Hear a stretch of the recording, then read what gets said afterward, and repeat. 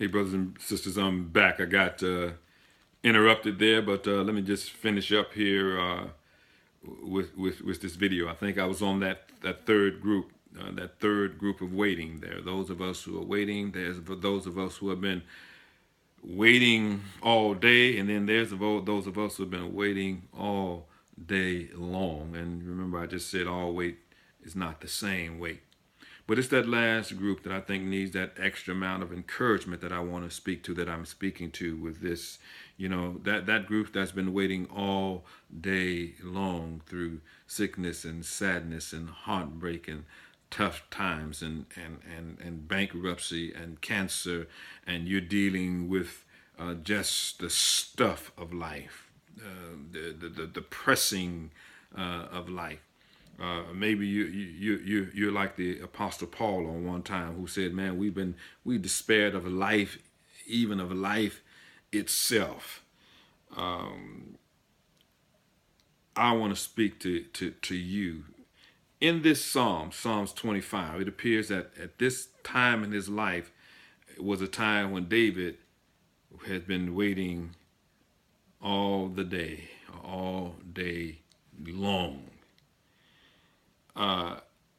When he says, "Lead me in thy truth," Psalms 25 and verse 5, for thou art the God of my salvation, for thee I wait all the day long. Remember, O Lord, thy compassion and thy loving kindness, for they have been from of old. Remember, my brothers and sisters, God has not forgotten you. He has not forgotten us. Do not remember the sins of my youth or my transgressions. According to thy loving kindness, remember thou me. For thy goodness' sake, O Lord, good and upright is the Lord. Therefore he instructs sinners in the way. He leads the humble in justice, and he teaches the humble his way. All the paths of the Lord are loving kindness and truth to those who keep his covenant and his testimonies. For thy name's sake, O Lord, pardon my iniquity, for it is great. Who is the man who fears the Lord? He will instruct him in the way he should choose. His soul will abide in prosperity, and his descendants will inherit the land. Wait, brothers and sisters. The secret of the Lord is for those who fear him, and he will make them know his covenant. My eyes are continually toward the Lord, for he will pluck my feet out of the net. Just wait. Turn to me and be gracious to me, for I am lonely and afflicted. The troubles of my heart are enlarged. Bring me out of my distresses. Look upon my affliction and my trouble, and forgive all my sins. Look upon my enemies, for they are many, and they hate me with violent hatred. Guard my soul and deliver me. Do not let me be ashamed, for I take refuge in thee. Let integrity and uprightness preserve me, for I wait for thee. Redeem Israel, O God, out of all his troubles. Psalms 27, verse 14. Wait for the Lord. Be strong, and let your heart take courage. Yes, wait for the Lord. For in due season we'll reap if we do not faint.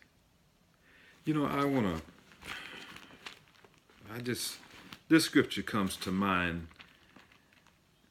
The Apostle Paul,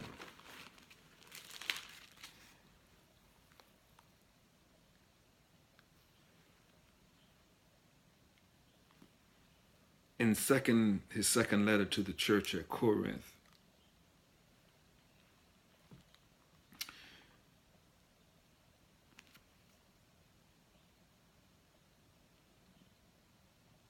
in verse 7, he says, "But we have this treasure," speaking of the knowledge of the glory of God in the face of Christ. but we have this treasure in earthen vessels, that the surpassing greatness of the power may be of God and not from ourselves. We are afflicted in every way, but not crushed. Perplexed, but not despairing.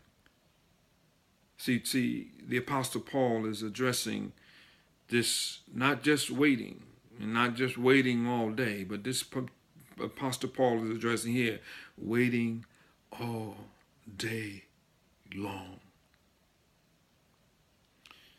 Perplexed, but not despairing. We're going to wait, and we're going to wait, and we're going to wait, and we're going to wait until he comes, until he redeems, until he delivers. Persecuted, but not forsaken. Struck down, but not destroyed. Always carrying about in the body the dying of Jesus, Yeshua, that the life of Yeshua also may be manifested in our body. For we who live are constantly being delivered over to death for Jesus' sake, that the life of Jesus, Yeshua, also may be manifested in our mortal flesh.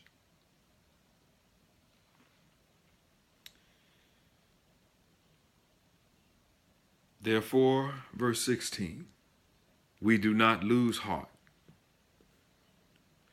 But though our outer man is decaying, yet our inner man is being renewed day by day. For momentary light affliction is producing for us an eternal weight of glory, far beyond all comparison. While we look not at the things which are seen, the bank account, the wayward kids, the marriage that is falling apart, the business that is failing, the bills that are due,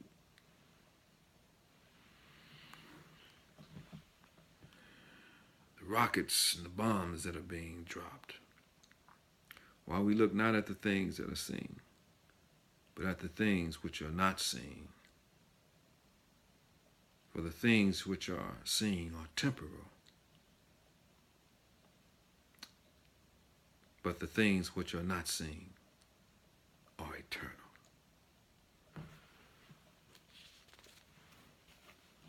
I don't know what one of those groups you're in, you find yourself in.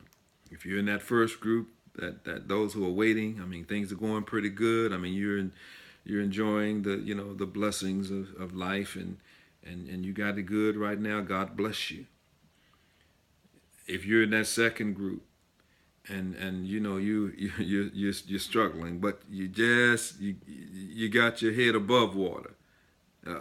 It's been down, but under the water maybe a time or two, but right now it's above water, and you're struggling, you're managing, you're making it, you're hanging on, you're hanging in there. You ain't at 100, but you're making it. And then there are those again who are in that third group, and those are the ones that I've really been encouraged to speak to your hearts, to those of you who are waiting and have been waiting all day long. And you just feel like you just can't wait another moment, another minute, in the pain, in the sadness, in the weakness. But wait on the Lord.